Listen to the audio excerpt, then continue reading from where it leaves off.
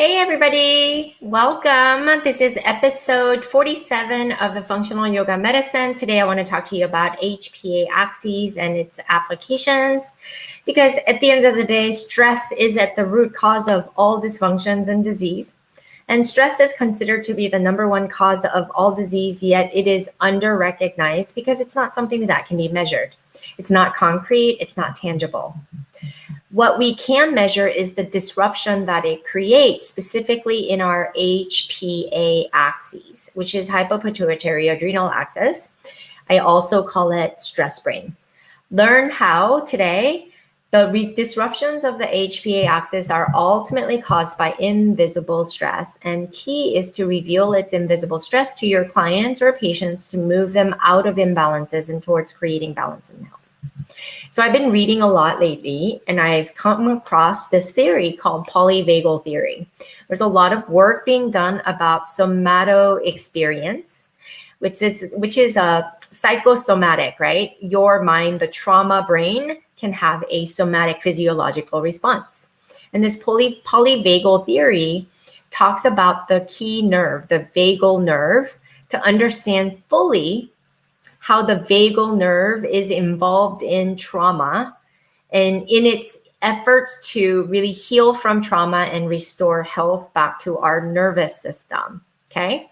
So let's talk about humans versus animals. So we know that humans can have the capability of really planning our future, the prefrontal cortex, our ability to analyze and think meta concepts. We're able to feel emotions where we get attached, and then there's communication and self-regulatory behaviors that we can really kind of command control over versus animals. They just are primitive, right? They're just in the survival mode. And again, this gives us information about our ability to connect and to survive, right? And vagus nerve is really our parasympathetic nervous system, right? Part of the autonomic nervous system. It's the slowing down nervous system as compared to the sympathetic fight or flight system. There are three neural circuits, as they say, for regular functioning, which is number one, immobilization, right? And then second is mobilization. It's when we move, we expend energy, we have interest, we have inspiration, motivation to go out and do things, right? Third neural circuitry is social engagement and social connection. As infants, we know this, parts of us that needs to be primed to learn to connect with our mothers. And when we don't connect and we're not soothed by our mothers, by comforting by them, then that tends to really create some social disruptions later in life because we never were primed to learn to connect with our mother, right? And the polyvagal theory really links the fight, flight, freeze connection. Because remember what I said, there's two parts of the autonomic nervous system. There is a sympathetic nervous system as well as there's the parasympathetic nervous system. Sympathetic nervous system is really the mobilization aspect. And parasympathetic nervous system is more of there's different parts of the parasympathetic nervous system. There is the high tone, which is shut down immobilization. It's the shock part of the dorsal vagal nerve. It shuts down and freezes and prepares to die. It's almost like because I live in the country, there's a lot of horses in my neighborhood, and there's a lot of deer as a result of that. And when you look at deer, when they feel threatened, they freeze in its place. And then a lot of the times this is a primitive thing, right? It's the whole evolutionary science of the wildlife. And they become like immobilized to preserve their energy, right? And that's like a high tone shock state of being.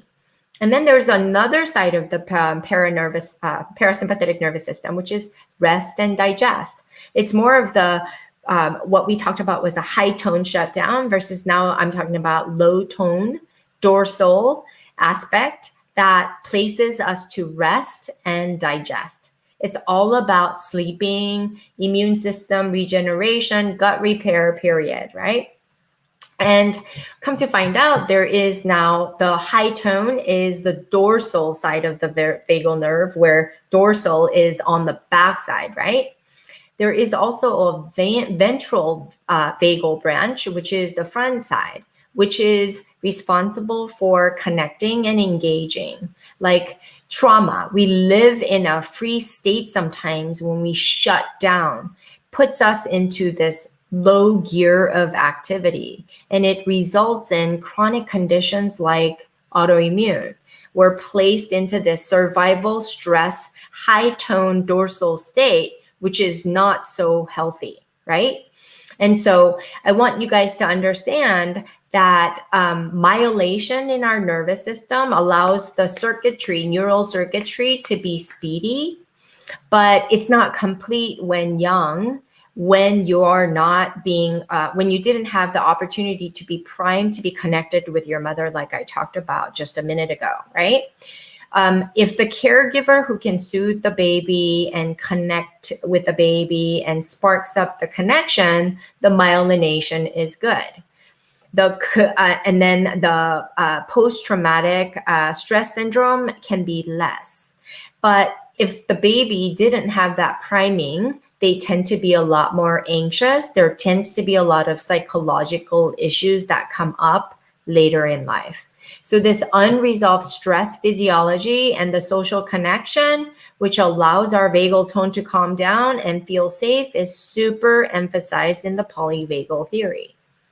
And they talk about the orienting types, right, in the psychosomatic therapy interventions. There's two types of orienting. One is defensive. If there's a loud noise, potential threat, you have to sort of figure it out. If there's a loud bang outside, I see this with my puppy all the time, right? There's a mailman or some delivery that comes, he gets real quiet and he starts to like be defensive. He starts to growl and he starts to get really defensive, right? Animals in the wild, when someone comes to the house, like, right? Animals in the wild, when they feel threatened, they might, appear to be big, or they might be defensive, right? And that's like an essential element of our systems. And then there's the second type of orienting that goes on, which is more explorative. It's like taking in what's around us. And it's a good way to be stressed. It's going to the forest. We're in nature. We're grounding through our bare foot in the grass, hearing and feeling the sound of woods and then the wind. It's very soothing and calming because we're able to explore our environment with a healthy attitude. And in a healthy system, we don't have to think about the two. We look both ways. When we cross the street, we're able to be flexible and be very explorative. But when we have childhood trauma and when we feel constantly unsafe, bad things that happened to us in the past and we survive them, we get stuck in this fight or flight on state. And our environment is a constant attack, and it keeps us in this stress response. Even a phone call, a little bang, mailman comes in, you might flicker, right? And there's a lot of anxiety that goes all along with this. And it's this looking around, being vigilant, and always being anxious and hyper vigilant, and this idea of hypersensitivity, which I see a lot in my autoimmune patients. Hypersensitive to all the foods, the chemicals, the smells, everything becomes hypersensitive, right? This state of alert and hyper alert is very taxing to our nervous system, right? And it's really the overly defensiveness is based from the past. It's stuck in that state of being, right? It's shut down, feel the physiology of feeling it is too much. So it starts to shut down and it leaves the body. It's almost like it wants to neglect this physiology. And so a lot of the work that we do with our autoimmune patients or very chronic sick patients is to really acclimate them to connect with their mind and body again, right? And we have to understand that these responses are there for a reason, but we also must recognize that we must now reteach our body to come back online and tune back in.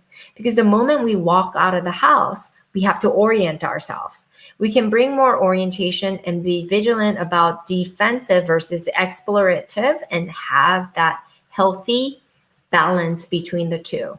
And we do this in our work, in our yoga teacher training or functional yoga medicine training, as well as in my work with my autoimmune patients through the alkaline method, which has the 4 elements. We work through the subconscious mind element of the alkaline method, working through the 3 essential pillars of where they're stuck. And I call this a subconscious mind because it's like they're completely subconscious. It's unconscious, unbeknownst to them. So it's a shift that we have to make in bringing awareness to that tendency. And that requires a lot of coaching and tools to kind of bring that about, right? And then we move into the second element of the alkaline method, which I call the conscious mind element, which also has the 3 pillars. And then we work through sort of orienting and understanding the polarity and being present and really finding balance by coming home to us and cultivating self-love, self-regard, and self-respect. And then we move into the third element, which is the modern medicine and neuroscience piece to address all the things that we need, such as testing and making sense of holistic medicine, applying nutrition therapy, adding supplements, and doing all the things to help physiologically to heal them through our skills. And then we move into the timeless wisdom piece, where we utilize yoga as your opportunity for growth and abundance so that we can supply them with ongoing energy that they need to really be on right track. And then the cycle now becomes a spectrum that they repeat. It now self-healing becomes a journey. And that's the way we like to look at the whole sympathetic nervous system. So today, really the HPA axis, it's one of the 3 pillars in the modern medicine piece element of the alkaline method, because the stress brain, we believe, is what triggers everything. It triggers the endocrinological, the hormone cycles of the inflammation, and then it disrupts all the dysregulatory mechanisms to create a gut permeability affecting our enteric nervous system, which is our gut brain. And so we have to kind of look at all the gut permeability, microbiome, and all the dysfunctions and disruptions that are being had there. Because naturally, when you have enteric nervous system degradation, then it's going to alter your immune brain function, which to raise the inflammatory cytokines and biochemical tendencies in the body that we can measure serologically. And if that gets unchecked and left unchecked, then it'll go into this autoimmune state. And so I like to believe that the 3 work in conjunction together. We have to sort of address the whole 3 facets, not hyper focus on a specific system, is the way I apply the alkaline method. And it's been really revelatory to really recognize that there's a pattern by which, a framework by which we can plug and play to truly help patients in a manner that really, really allows them to thrive. And this has been the fun work in our functional yoga medicine certification program. And so that's what we talk about. So I hope this was a lot of insight in the HPA axis and its applications. We like to look at the whole thing, right? We really have to go to the root causes of how they are being in their lives, complete with all the pillars in the subconscious as well as conscious mind elements of the alkaline method. And then we can apply all the things in the modern medicine piece, bringing in the 3 pillars there, which include the HPA, the stress brain, the gut brain, as well as the immune brain functions. And then going further on our journey to apply the timeless wisdom piece through the practice of yoga to get them tuned in back into their body. So that's the complete approach. I hope this was insightful. I would love to know your comments and your thoughts. And also, I would greatly appreciate it if you would subscribe to our iTunes podcast. It's Functional Yoga Medicine. And if you can leave us a review, it really helps to really touch more practitioners like you and me to think outside the box, to truly become integrative health promoting specialists that we are, understanding that healing is an inside job, that we're just the mentors in the process. And you yourself can also do the work of the alkaline method to be reborn, to get clear about what it is and what impact you would like to make through the work that you do. So with that being said, thank you so much for joining me. I hope to see you guys all next week. Tune in and I'll see you all soon. Thanks. Bye for now.